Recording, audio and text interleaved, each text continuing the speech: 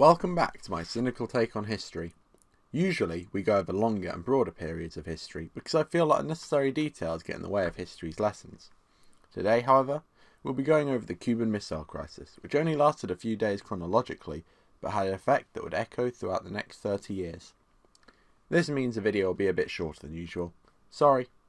Though the Cold War stretched from the late 40s to the early 90s, most of the conflicts are more or less proxy wars or diplomatic incidents whose events play out roughly the same as the missile crisis, so the lessons from this incident can be applied throughout the period.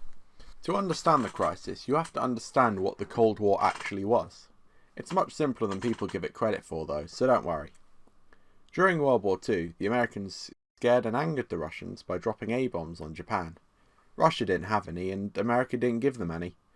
Then they made their own and everyone was happy. Except they weren't, because the Soviets took half of Germany and half of Berlin and brought in communist governments in all the countries they travelled through to get there. The Americans were not happy. A load of other relatively minor incidents happened between then and the 60s, but it all boiled down to ideological differences and government propaganda. The repeated proxy wars, international incidents and the diplomatic equivalent of Yo Mama jokes didn't help. There was also this thing called MAD, or Mutually Assured Destruction. Basically, if we both agree to stockpile as many weapons as possible and point them at each other, we will achieve peace. If this sounds stupid to you, well, the clue is in the name. It didn't work during World War I, and it didn't work after. It was basically just a contest to see who could get the closest to triggering human extinction without actually pressing the button. All you really need to remember is that America put nukes in Europe, which the Soviets didn't like, so they kept spreading communism, which the Americans didn't like. On to the video's actual topic. Cuba is close to the USA. Castro had recently moved in, set up a communist regime, and exiled all the aristocrats they didn't kill. Murica, home of capitalism, decided that having a safe haven for commies and cruisers alike was a little embarrassing, so the CIA tried to start a coup.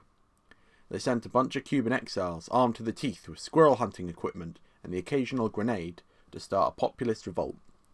The CIA failed to account for the fact that you have to be popular to start a populist movement. In the eyes of the Cubans, comparing Castro to the bourgeoisie was like comparing Jesus to a kiss from a dog that's just finished licking itself. Suffice to say, it didn't work. Cuba was now pretty scared, so it asked Khrushchev, the leader of the USSR, for help. He said yes, since having Cuba in their sphere of influence would help them out a great deal in pissing the Americans off. Next thing you know, Soviet bombs and nukes are being shipped out to Cuba. America naturally got upset at this move. It isn't fair that we can both hit each other, they whined. So, seeing as the USA was a little uncomfortable with having weapons of mass destruction on their doorstep, especially ones that actually exist, they had to make a choice on how to deal with the problem. There were 5 main suggestions. 1. Declare war on Cuba/the USSR. This risky strategy would let them destroy all the weapons on Cuba and take the island entirely. The retaliation, however, would probably lead to a nuclear holocaust. Unsurprisingly, the CIA were pretty supportive of this one. 2.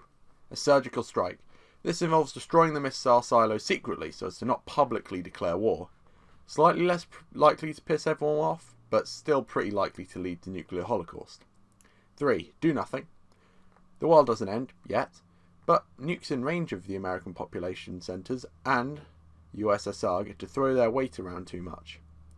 4. Blockade. Stop missile parts reaching Cuba to slow progress while we try and sort this whole thing out.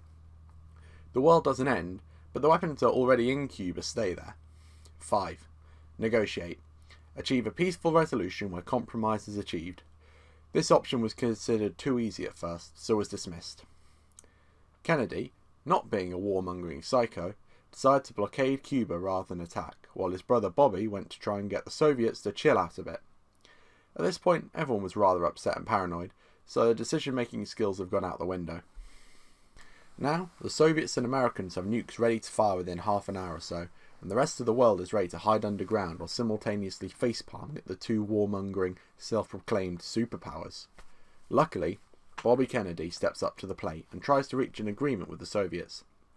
Contrary to popular belief, the USSR was quite happy to avoid war with the Americans, since ending human civilization isn't exactly a local issue. Bobby uses this to convince the Soviets not to blow everything up in return for letting Cuba remain a communist state. In return, The Americans agreed to remove their missile silos from Turkey in secret. Now, they can't nuke each other so easily, and direct conflict becomes much harder, so the world keeps turning. The USA and USSR go back to posturing, and the rest of the world breathes a huge sigh of relief. Everyone is happy, for another few years at least. Well, that's basically it. What many considered to be the closest we got to nuclear annihilation wasn't really that bad. It was quite scary, but not terrifying from a rational point of view. The only question left is that of who came out better. The Soviets had to give up their hard-earned missile bases, but got to keep Cuba as a rally point and propaganda piece, so they got a pretty good deal. The Americas' sphere of influence was drastically weakened by the presence of a communist Cuba, and they had to give up their Turkish bases. But they removed the more important threat of the ICBMs on their doorstep, and the withdrawal from Turkey couldn't be used in propaganda. Cuba was left alone and was guaranteed safety, so we're pretty happy. The real winners, however, were all the people who didn't want the world to end because of a petty diplomatic quarrel. Nobody was vaporized in a sea of fire and gamma radiation, so, in a way, everybody wins. That's it. Thanks for watching, and I hope this video explained the Cuban Missile Crisis was all about.